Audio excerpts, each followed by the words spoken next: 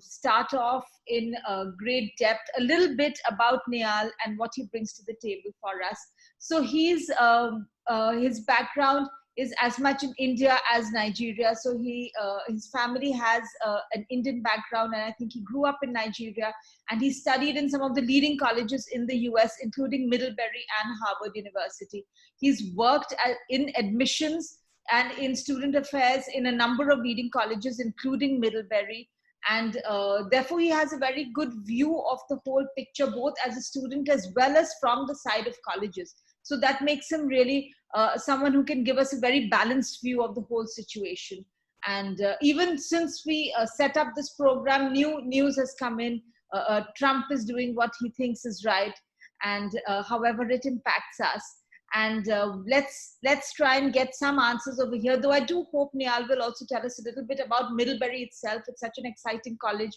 The more you know about it, apart from the fact that it's beautiful, it's also designed really to suit a number of students, particularly those who are looking for a slightly more intense, deep, flexible sort of education. So I won't speak so much more because I really want to hear from Nehal. So over to you, Nehal. Tell us a little bit about yourself and about Middlebury, and then we can start off about the larger picture about studying in the US.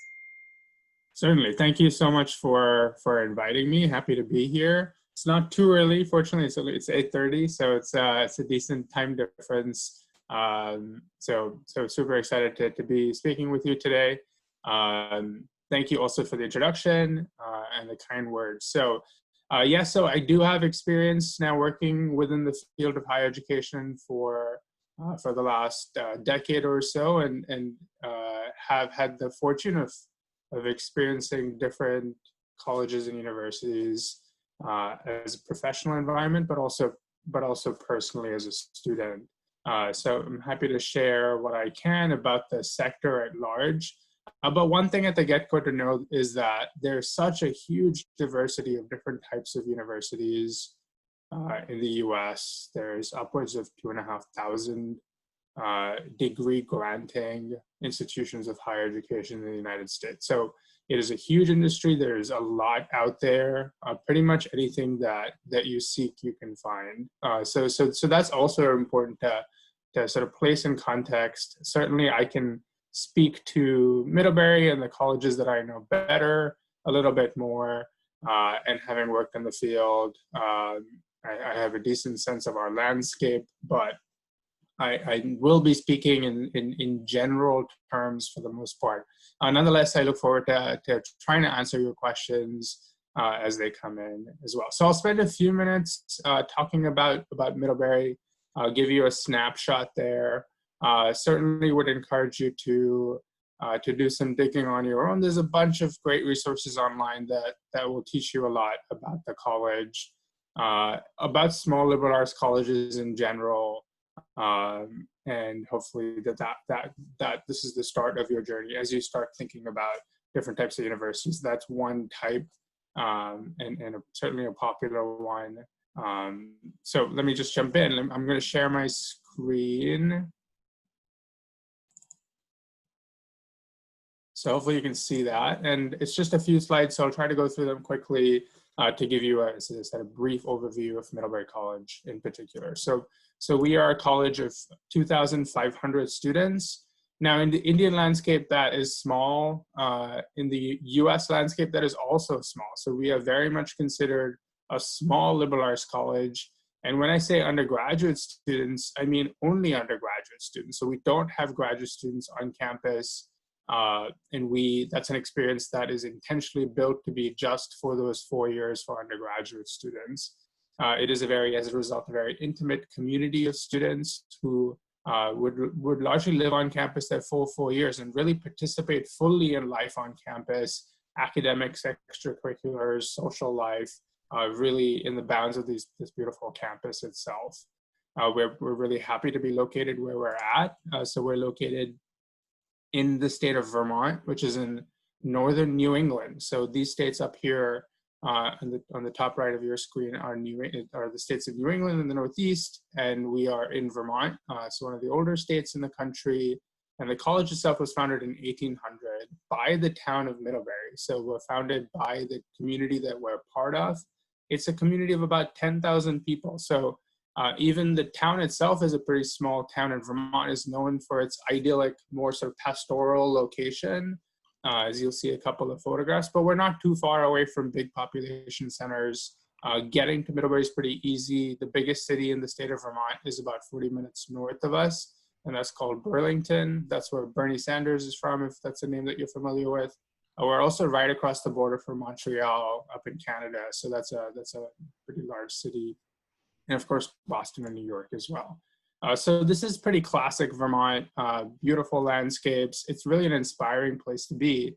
And for me, for someone who grew up in big cities, it was such a change of pace, right? Here was a place where everywhere I looked, I was inspired by my natural environment.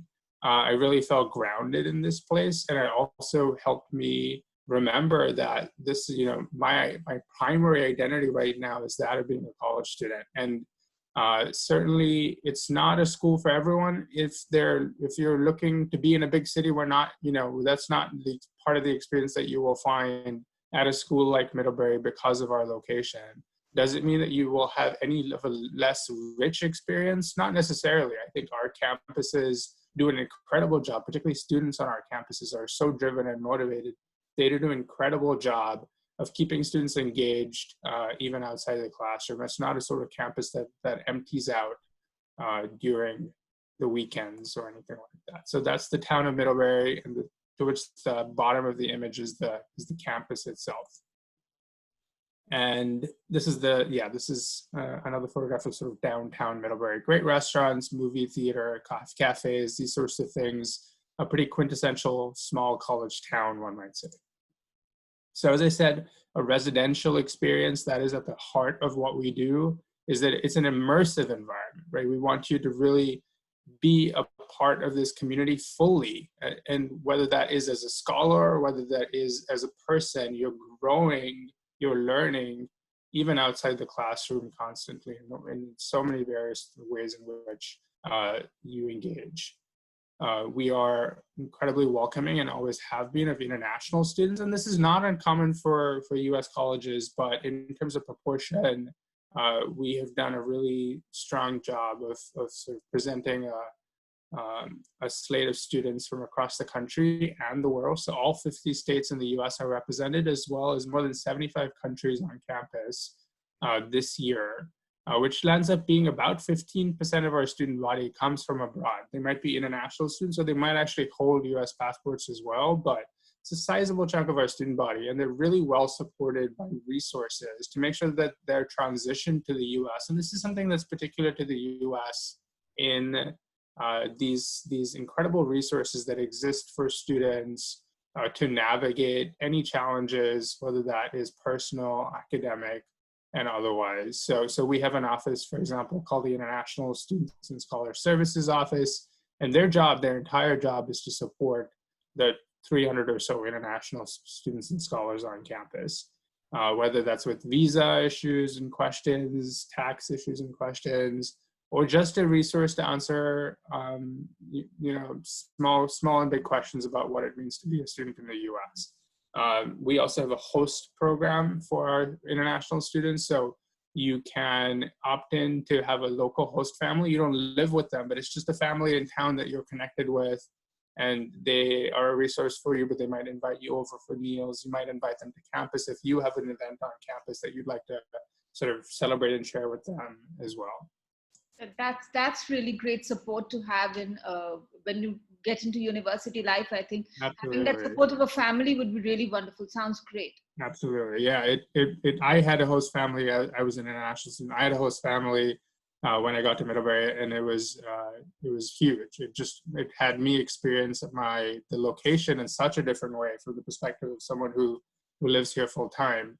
And that was one of the big motivators to want to move back eventually to Vermont, because I understood the community so well. Part of the reason why is because of that host program. So our academic program, and one thing that is distinctive about small liberal arts colleges is that size, the smallness, it translates to the classroom environment as well. If you show up to a class at Middlebury and you haven't done your reading, if you haven't prepared for class, everyone's going to know in 15 minutes, right? Maybe that's a different paradigm from what you might experience in high school. Maybe that's a different paradigm from what you might experience in a lot of other places in the US as well, with big classroom sizes, lecture halls, things like that. That's not what you find at a school like Middlebury. It's small, it's intimate, it is expecting a lot of students. There is this positive pressure to really bring your A game every single day to every academic environment, whether that class is in your comfort zone or not. And you also are supported with great resources to ensure that you are succeeding no matter the level of comfort with the material of that particular course. So there's always these resources there, levels and levels and levels of resources to support your learning. So I won't go into a ton of detail right here. At the bottom right, you can see some of the more popular majors: economics, biology, computer science, environmental studies. But you have 50 different programs to choose from. And I'll talk a little bit more later about small liberal arts colleges when it comes to the liberal arts philosophy itself. And I'll explain some of that at a later point.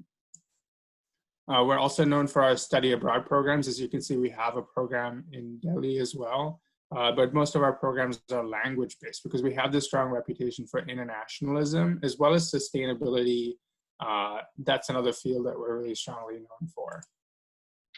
And also hands-on learning, right? Whether that be research, whether that be experiences with travel and research as well, whether that it be, you know, using the incredible facilities that we have on campus to support that sort of research. That is upfront and center in your experience. Being at a small liberal arts school does not mean that you don't have access to wonderful options for research. In fact, our faculty are expected to get published, to do research, to present at conferences, to apply for grants. And because there's no graduate students on campus to compete with, they're working directly with our undergraduates to do this incredible work. And it's pretty much a norm that all our students as undergraduates, and often as early as their sophomore year, are doing high-level, graduate-level research in a variety of fields.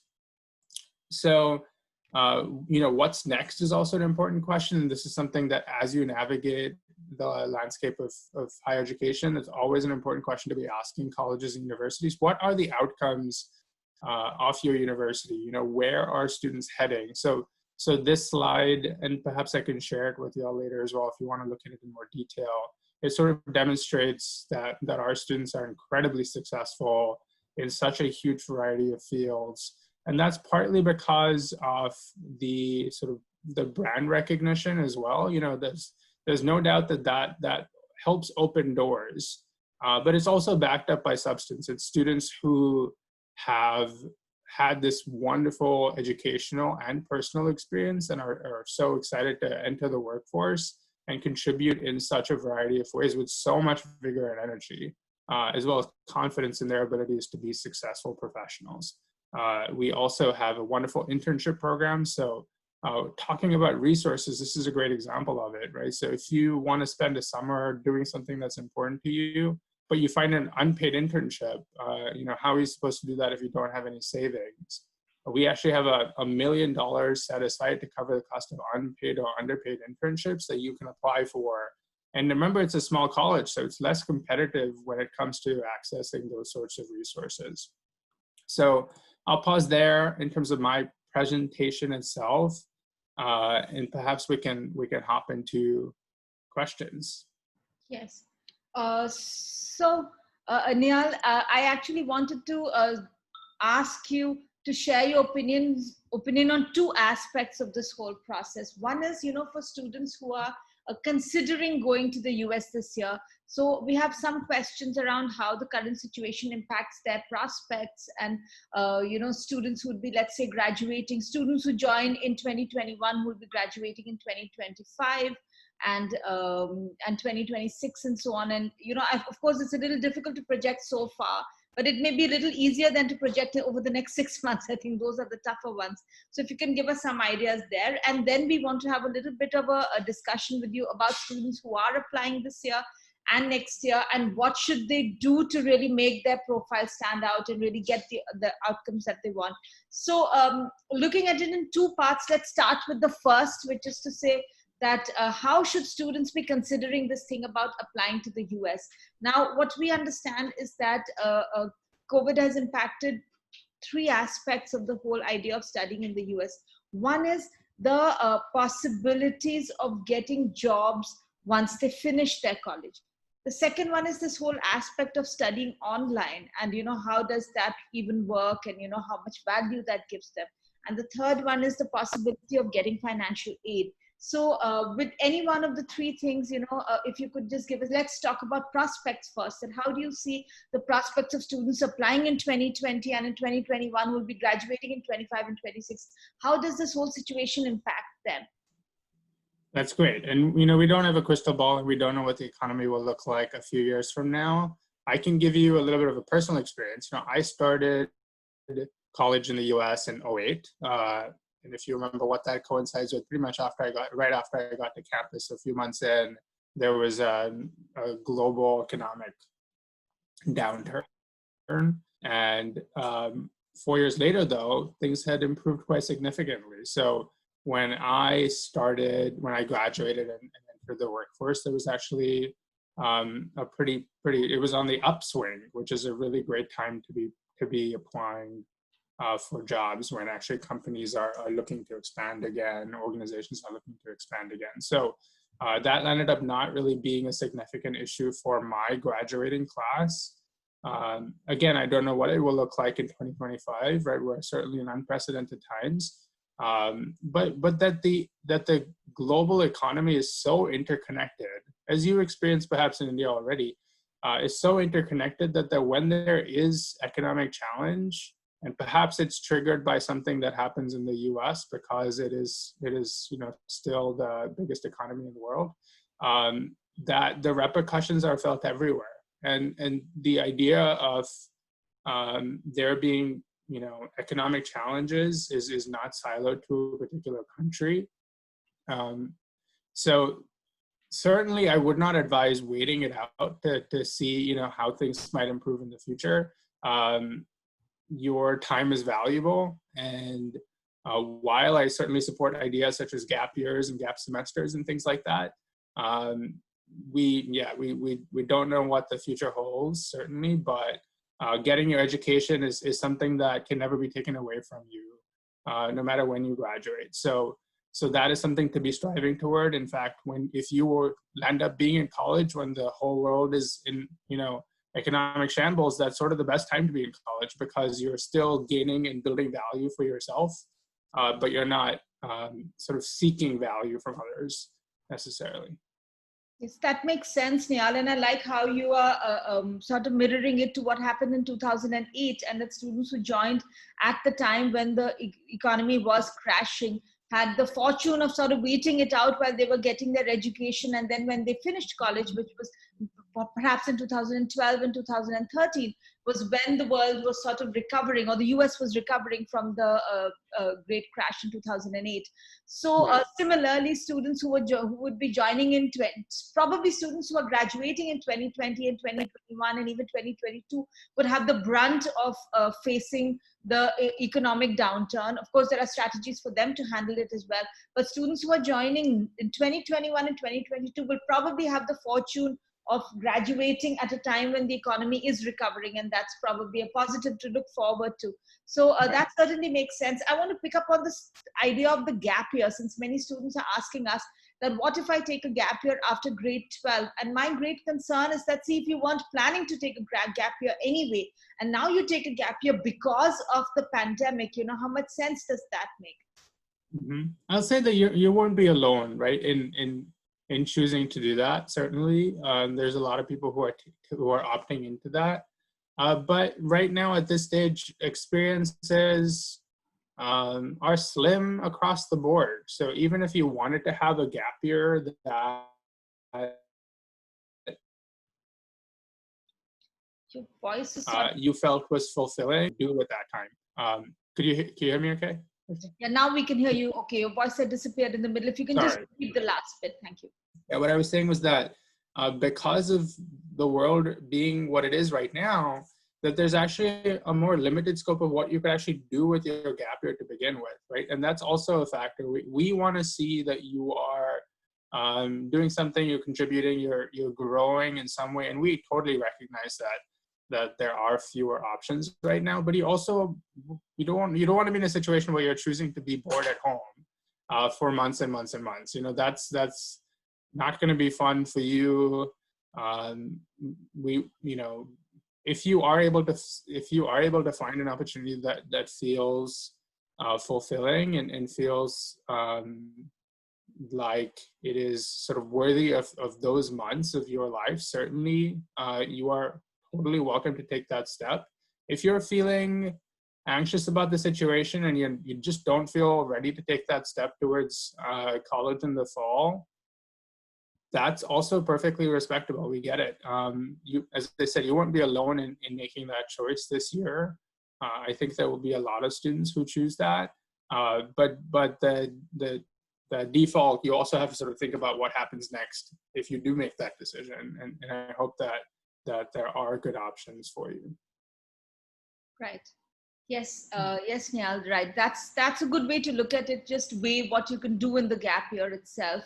I also wanted to ask you what students can do with their time once they do join college. So students who, let's say, join in fall 2020, the students who already have admits, and the students who join in fall 2021 next year. So what can they do to combat an uncertain economy? How can they strengthen themselves more?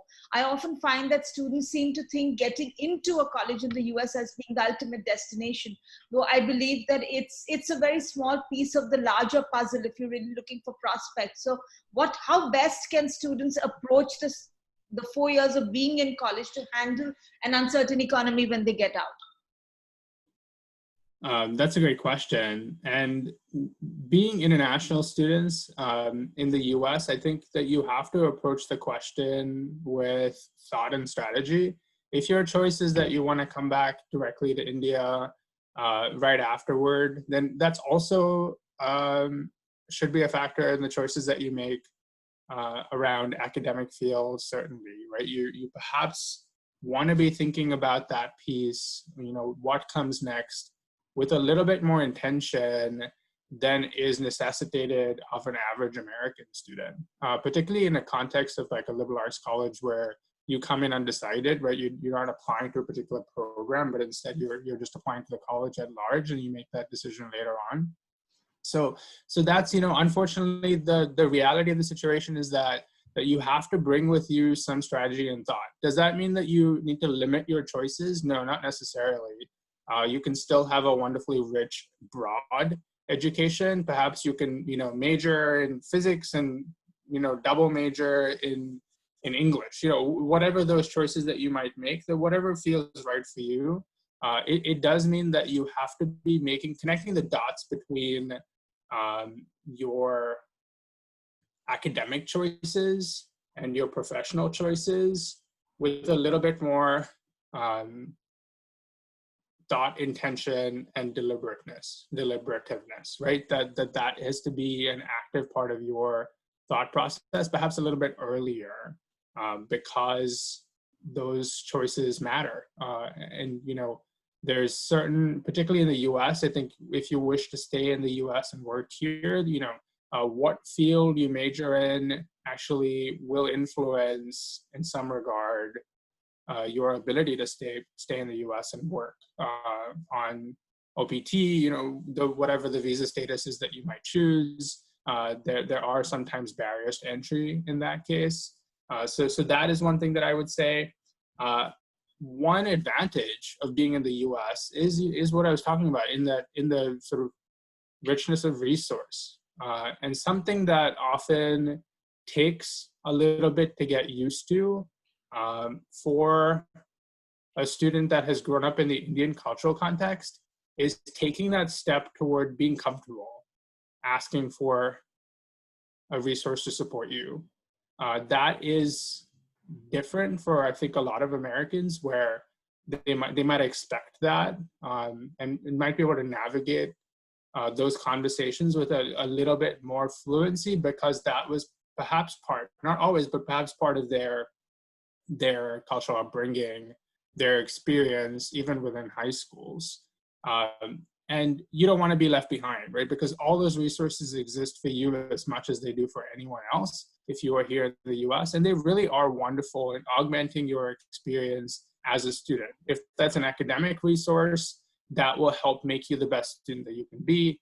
If it is a professional resource, if it's a networking resource, there are incredibly invested alumni for every university in the US who are so excited to connect graduates of those universities with wonderful programs and opportunities around the world. So that is something to sort of, for a lot of students, that they need to overcome early, right?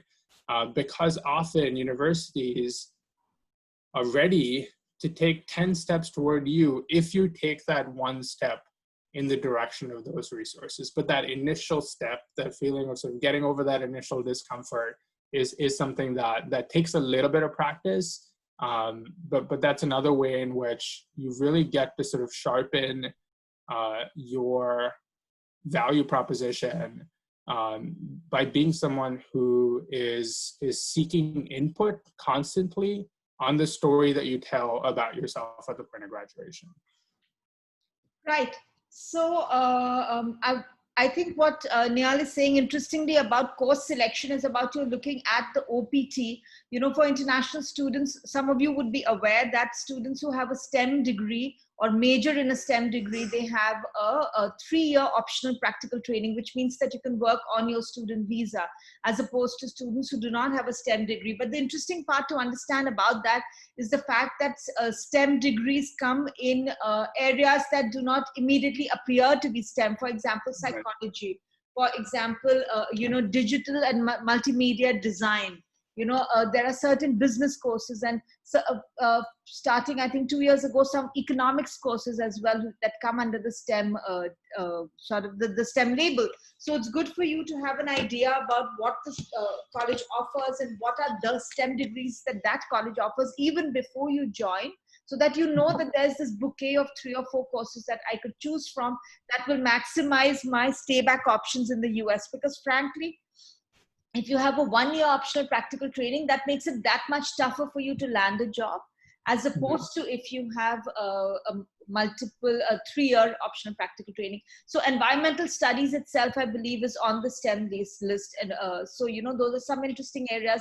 Some of the social sector areas are there. Special education is there. So, there are a lot of interesting things that you can look at that will maximize your chances out there in the US. Right. And it does depend on college to college. What is prescribed to be a STEM, because it has to do with the curriculum within those particular programs, and they have to be approved by the government. So at Middlebury, for example, as of a year ago, now economics is approved to be a STEM major. It used to not be, right? So, and this rule is actually in place, that 3-year STEM OPT is in place since after I graduated. So it's fairly new as an opportunity for students, but it has been a really wonderful way, because a lot of students do want to have that sort of work experience for a couple of years before returning to their home countries. And for a 3-year OPT, it does end up meaning that you get make that choice about, sort of what's next quite effectively, because you've given yourself enough time to really experience what professional life might look like. 3 years can be a really good amount of time to do that, but it also might give you enough time to sort of kick off the H-1B process, the actual sort of work visa process in the US at a later stage. Right now, there's a lot of sort of saber rattling around the work visa, around the H-1B from the Trump administration, and that is certainly unfortunate. And it is creating more obstacles for bright, talented international graduates of some of the best universities in the country, right? Is that going to be the case? Is that going to be the state of affairs a few years from now? I sure hope not.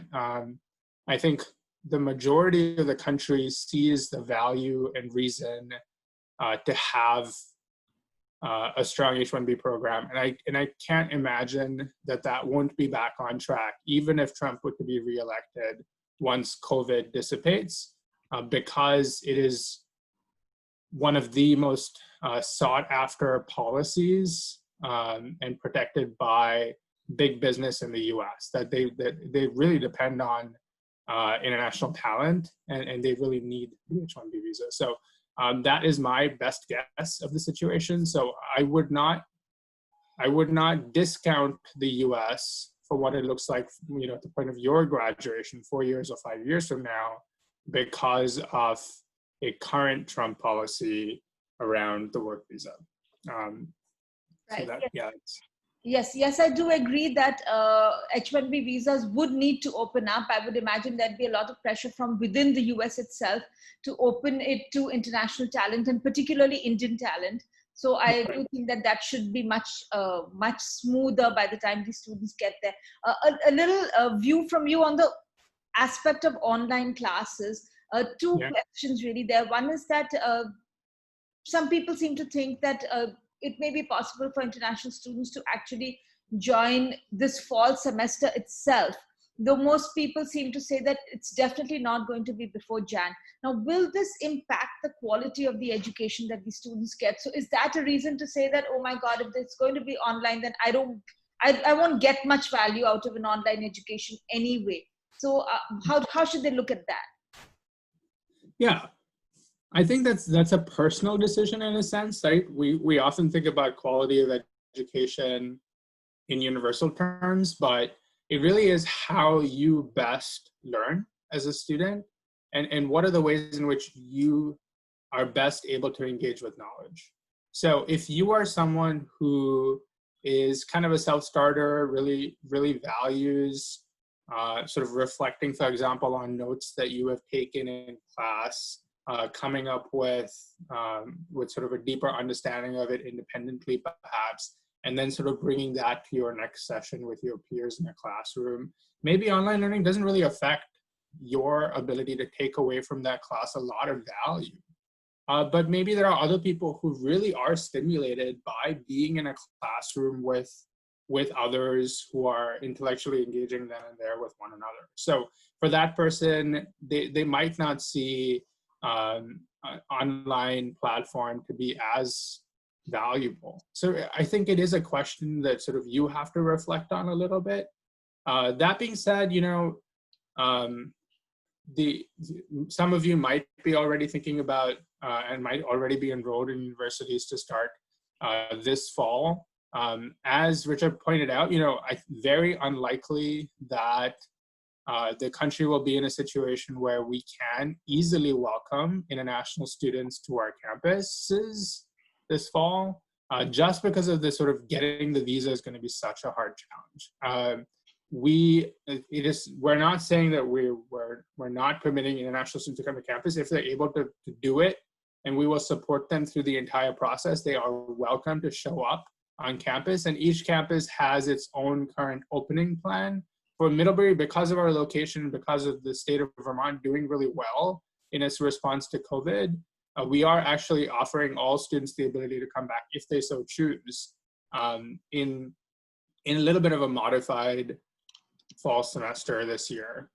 We're fortunate to have also what's called a FEB program, which is a mid-year start program, which is a really robust program, something we've done for 50 years now, and that has students start in February, so in the spring semester, and actually graduate a full 4 years later as well. So it's something where we're really practiced at, and that's what we're hoping to really have our international students be able to access, because hopefully by then the visa challenges would have dissipated. For those folks, and perhaps the majority of you are thinking about college for starting in fall 2021, again, we can't tell the future, but we are hoping to be back and up and running in full capacity, just like we would any normal year. That is our hope. Certainly some things will have shifted permanently because of COVID, but we are a school that has always and will always emphasize the interpersonal experience of being on campus. There is something about that adds incredible value to each and every student, and that's not something that we anticipate will go away just because of our current crisis. So So if you are thinking that far down the line, yes, there's uncertainty even at that stage. But hopefully by that point, we have all righted the ship and that we are making our way back to normalcy by that stage. Absolutely. And lastly, about financial aid being impacted. I believe Middlebury itself is need blind. Is it correct? Am I correct in that? Middlebury is need blind for most students, or has been so far. And a lot of liberal arts colleges do offer financial aid to students who deserve it. And a number of other colleges, top colleges, have been offering that. And yet, what we hear a lot is that financial aid will be badly impacted. How should students think about it? That should they expect that there'll be some recovery? Should they not bank on it at all? Do you think students who think that I can only go to the US with some financial aid, for them the situation just doesn't allow them to go anymore? Mm-hmm. There's no doubt that as a sector, higher education has taken a significant hit because of the current crisis. That's true.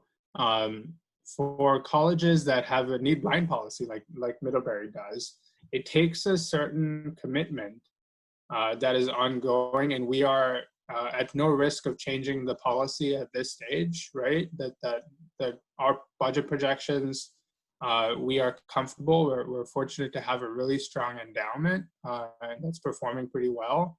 And as a result, we are not going to have an effect on our financial aid budget because it just takes a certain amount in the bank to be able to be need blind as a school because of the uncertainty built into that process, right? And our commitment therein.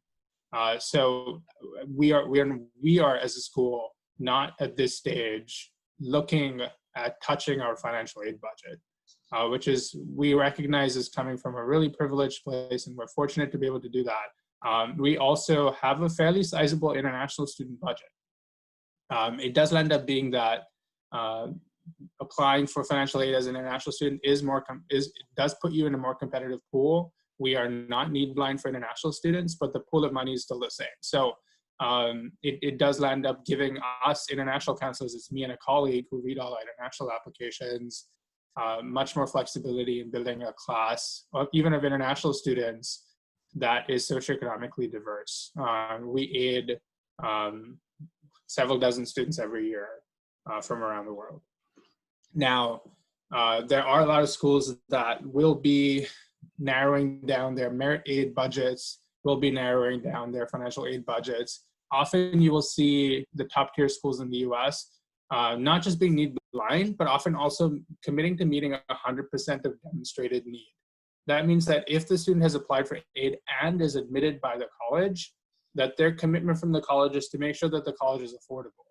And that what that definition is might depend on college to college, but when you do see that, you're at least seeing somewhat of a strong commitment from the college to meet you where you're at, to make sure that it's a tenable option for you to attend that university based on your family's income and assets, based on your financial aid application.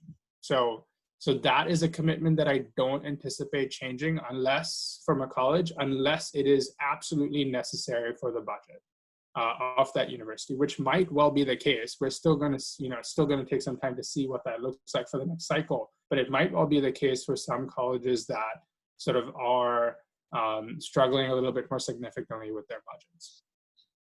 That's heartening to hear, actually, Nehal, because it does give us a view that students who are really deserving do have some options to look at and don't really have to just throw their hands up and not have any options at all. So that's wonderful, and thank you, Nehal, for answering so many difficult questions with so much insight. So thanks a lot. We can move then to some of the questions that you can really give some guidance to students on. Students, please feel free to share questions on the chat window. In a while, we'll sort of move exclusively to your questions in about 15-20 minutes after we are done with getting his initial views on students applying this year and next year and what you can do. But in the interim, if there is a question that you just want to park there so that it doesn't drop off your mind, please put it in the chat so that we have it over there. So Nehal, we wanted to move then to looking at students who are applying in 2020 and in 2021 and sort of asking you how best they can bolster their profile. So now Middlebury, like a number of other colleges, has gone test optional for the next 3 years. And yet, as counselors, we're advising most of our students to try and get a good SAT score rather than not do that. Would you agree, or do you think that students should just let that pressure drop off their plate and focus only on the other stuff? Everything you do in high school has an opportunity cost. So if you are someone who ends up spending 6 hours a week studying for the SAT or ACT, whatever you choose to do, that means that comes at a cost for you not being able to do something else with your time. Now, if you are more reasonable perhaps and are spending maybe an hour or two a week focusing on standardized testing because you have chosen to take a standardized test, that will translate to, I think, a fuller profile as you apply to colleges because you're freeing up more time for yourself. So that's generally, in terms of an approach, my recommendation is how to think about it, because that's about proportional to the impact for most colleges that a standardized test might have. Don't discount, particularly at schools like Middlebury, where we have this intimate, in-depth and immersive student culture.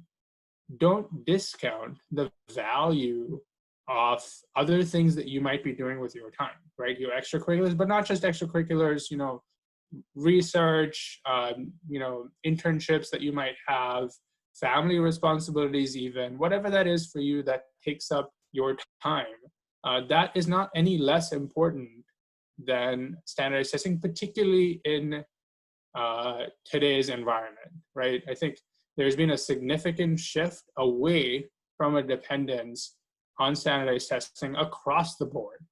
Any sort of well-known university in the U.S. this year, if they weren't previously standardized testing optional, has moved to being test optional, and that is a really intentional choice. And I think that recognizes some of the challenges with looking at that one number, because it's always going to be viewed in context, and that context has always existed for us. Often for high school students, they put a lot of effort into their transcript. They can control a lot about what that final SAT number is by putting a lot of time into making that be the best that it is. And as a result, that's why you see so much attention going toward it. But in fact, you actually do have a lot of control on other aspects of your profile as well. So I would pause and sort of think about how you are spending the hours in a typical week, and whether you feel like that is representative of what the breadth that you want to display within an application to a university. So if it's coming at a cost, I guess, if it's coming at a cost, I would reconsider the level of investment to standardized testing. Thank you. I hope that makes sense. Yeah. Yes, it is a nuanced view, and there are no right answers for everybody. So everybody really has to figure it out for themselves. Good to get the view on that, Nehal. So I have a question here from a student who sort of asked very specifically that he's a student or she's a grade 12 student and would be applying to the US for fall 2021 for computer science. Now, the question is, how should I decide between a liberal arts college and a university? And does Middlebury have a computer science program? We certainly do, yeah. So that's a wonderful question. This sort of segues into thinking about generally small liberal arts colleges versus big research institutions. And it is a matter of preference and choice personally. But I can do my part, and certainly I come from a little bit of a bias because I have, been educated at a small liberal arts college. I obviously went to graduate school at a big university.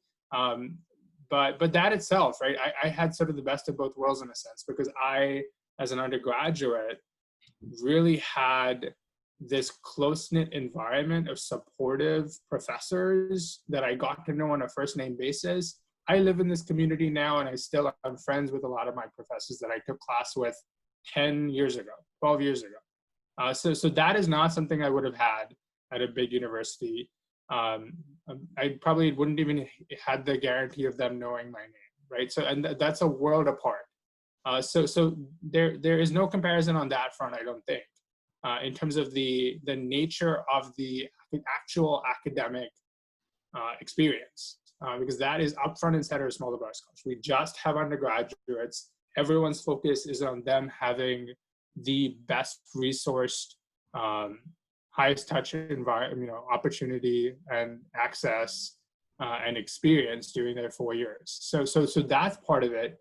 Another critical part of it is our approach to your 4 years in its entirety. As I was saying, you apply to a small liberal arts college and you are admitted as an undeclared major. You might, on your common application, mention that you have an interest in X, Y, and Z. That's great. It's good to see that you bring with you some academic passion, but we are not going to hold you to what you say within the common application. You're not going to be siloed into a particular academic program at the college. We want you to have a ton of choice. Most high schools offer a set of certain fields that you can choose from, or maybe there's no choice at all, right? So you have to take these particular classes, or you have to be on these particular tracks when you graduate in your 12th grade. Now, to contrast that with what we do, we have 50 different academic programs, most of which students have never experienced before.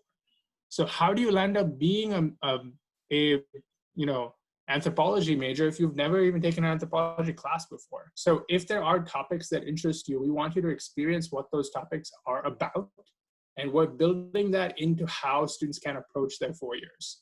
We have distribution requirements to make sure that students are getting out to the breadth of the curriculum, and you have until the end of your sophomore year, so basically half your time at the college, to declare your major.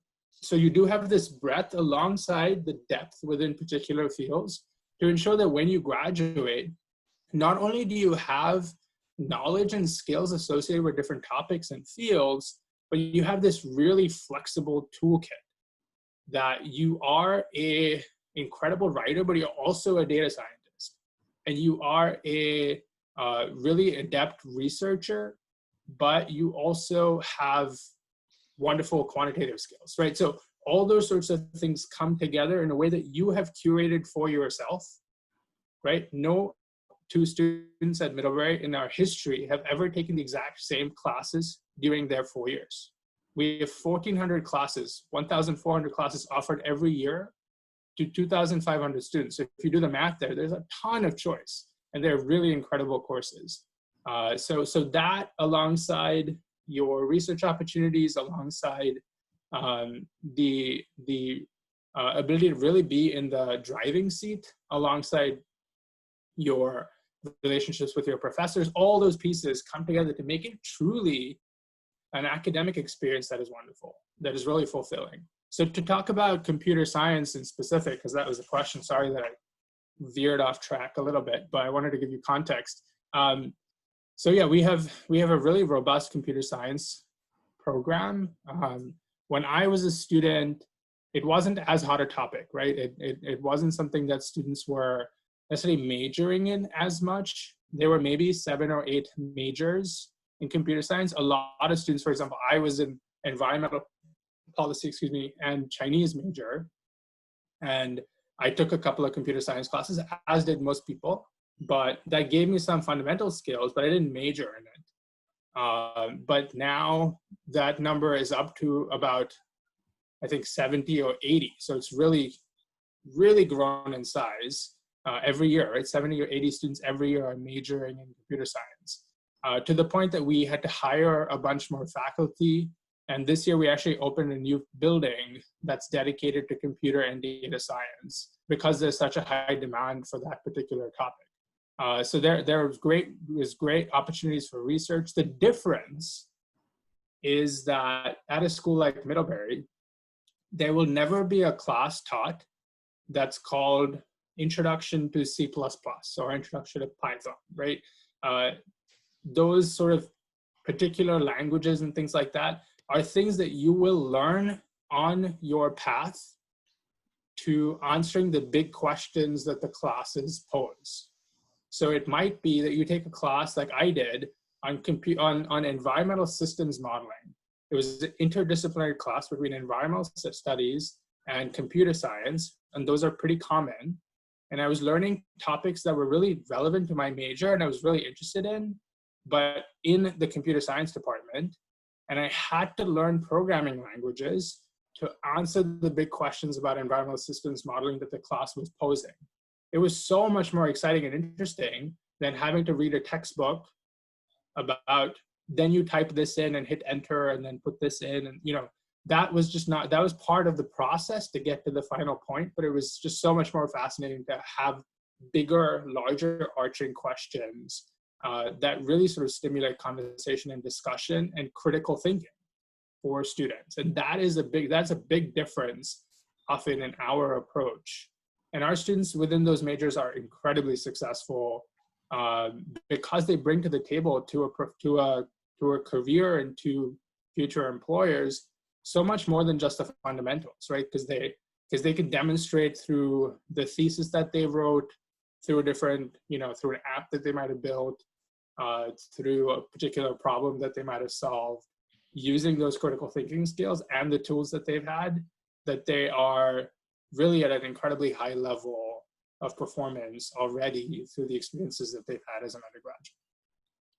Right. So we have a couple more questions from students, but what you said sparked off a question that I've had with some of the students, which is that, now that students can't do too much in terms of, summer programs, internships, you're sort of stuck at home because of the pandemic. So if students end up doing edX programs and Coursera programs to sort of create that breadth that you're talking about in their profile, how much value do these programs have, these online courses? How much value do they have on their profile? Yeah, I'm not looking to see, I don't need to see, I should say, like, oh, I took this class online and I got an A in it and this and that. Often these MOOCs, as they're called, massive online open courses, are sort of taught in a platform that perhaps might not even have a grade attached to it. And that's perfectly okay. I'm so glad that you asked that question, because I do want to encourage those sorts of opportunities, really, as long as they're actually something you're interested in, right? They're actually something that you feel like you want to spend that time to learn from, or a topic that you're really curious about. Don't do it for your resume. Don't do it for your just for the application. Because what matters more is your ability within the application to communicate why you did it as much as what you did. So if you're able to draw the line between the choice that you made to make that class and why that will impact your ability to be an engaged leader on our campus, that is why you take those courses. That is why you add that value to yourself. And you have to do the lifting. You have to do the heavy lifting of making that argument some way or another within the application. Just seeing that on a resume to me is, great, you spent the time to do that.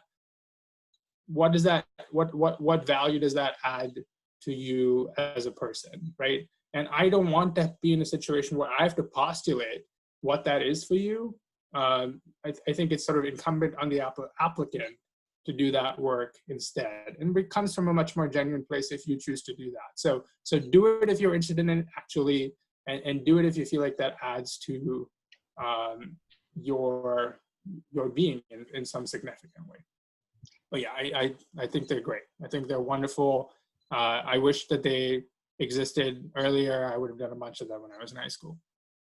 Absolutely. I do find some really interesting subjects, and some of the courses that our students have done are very interesting. I get what you're saying, that how does it become part of your story, and how does it fit into a consistent person? And is it just some random ad hoc things that don't really tell one story together? That does. But it might be, right? It might be that you are in high school, you are like, have done every possible physics competition, Olympiad, and this and that, and you love that. But at the same time, you are a Russian literature geek, and you took a Russian literature class offered by Yale Online, right?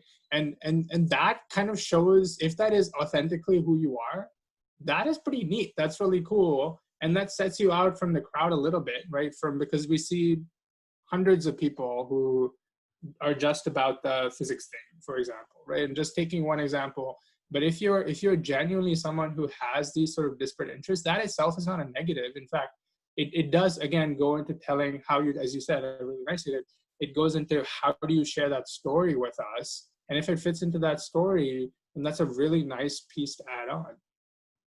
Absolutely. So we have a specific question here. We are sort of past 7 o'clock, so perhaps another 10 minutes. So if students, you have questions, to keep putting them up. I have a question by one of the students here who says, how is gaming or things related to gaming, how does that become a career? Or asking about film editing. So essentially, I think what they're asking about is film editing and gaming. And there are two questions. One is that how do you see career opportunities there? And the other thing is, does Middlebury offer opportunities for these type of courses? That's a good question. So one of my best friends from college grew up in Minnesota, and he was a math and computer science major at Middlebury, and he worked at Google for 5 years after he graduated, immediately after he graduated, and sort of worked his way up. But he always had a passion for gaming, actually board games. So not traditionally what you think of as sort of quote unquote gaming, right? But he and his friends from high school used to do a bunch of board game, play really intense high level board games and things. So he took his two big passions, his skill set within computer science, and started to sort of merge the two.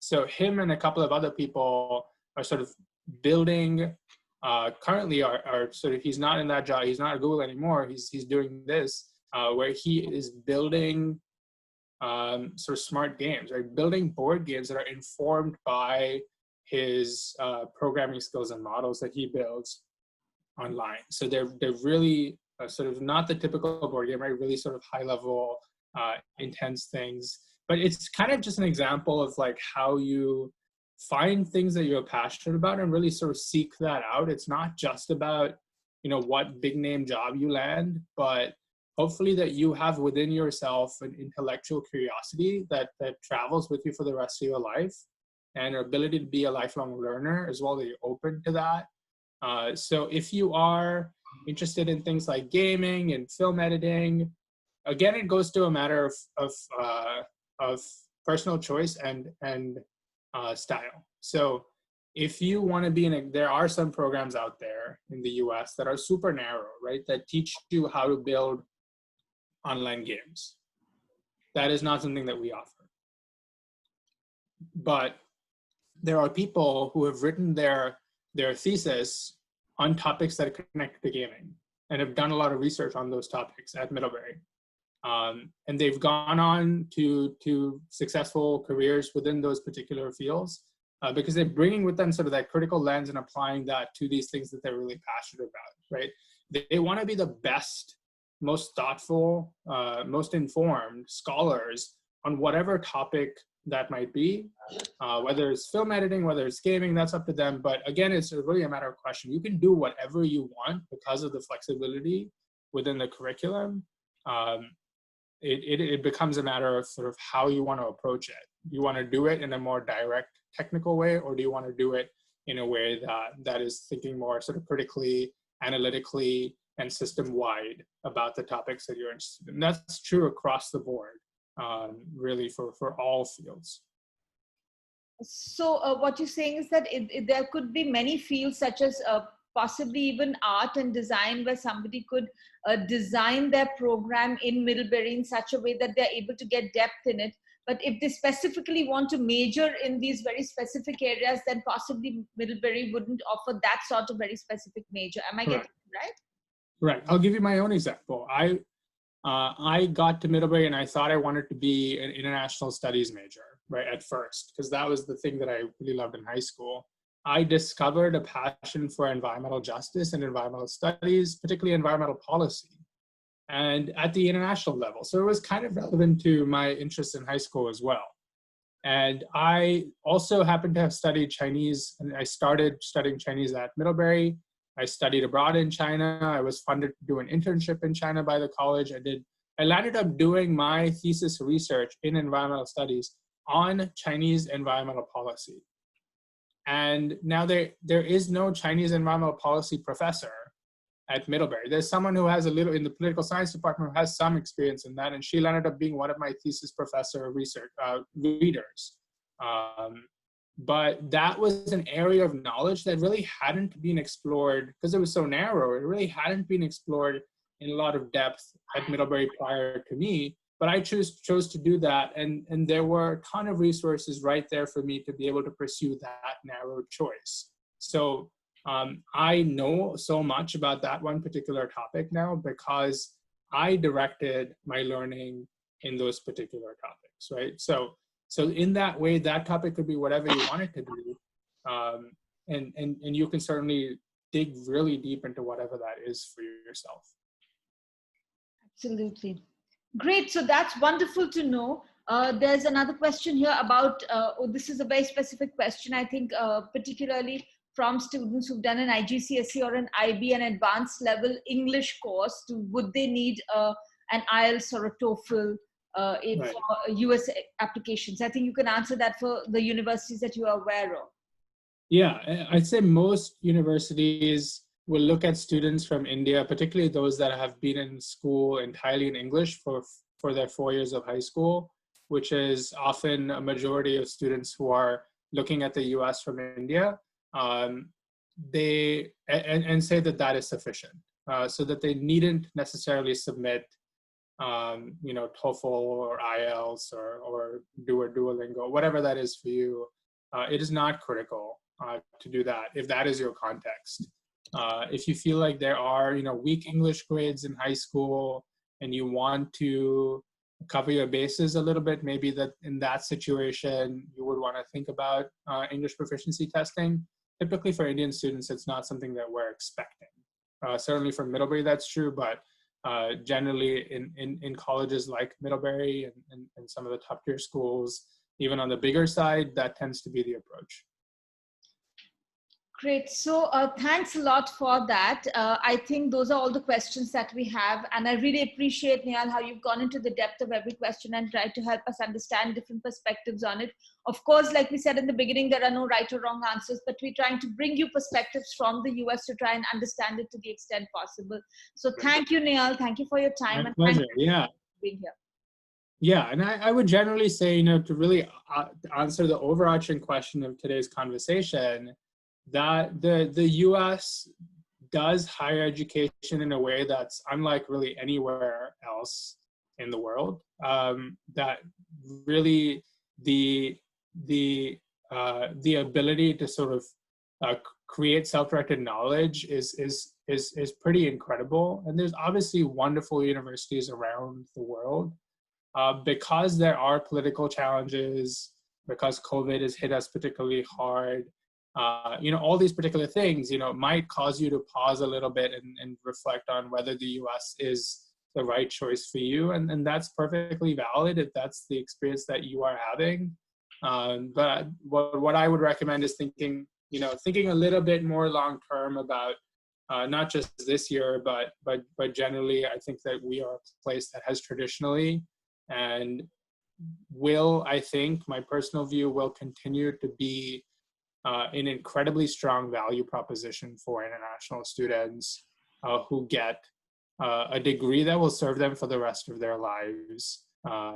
So yeah, I still think it's a good choice. Certainly, I come from a US admissions office, so take that as you will, but thank you for the opportunity to speak with you today. Thank you, Nehal. Get what you're saying, that the US is still a fantastic destination. I think so too. I think it's a great study destination. It will remain a great work destination. It's still the hub of entrepreneurship in the world. And as the whole world struggles to get back on their feet, I do believe that, the US will, just like everybody else, get back to where they were, and probably with a little bit greater speed, given the spirit of enterprise in the country. So thanks a lot, Nehal, for that. We've got a lot of people thanking you. Extremely informative. Thanks a lot. Wonderful to have you, Nehal. Thank you for having me. Have a great day. Thanks. Take care. And if anyone has any further questions, feel free to find me on the Middlebury website. I'm happy to connect. Wonderful. Thanks for that too. Yeah. See you later. See you. Bye.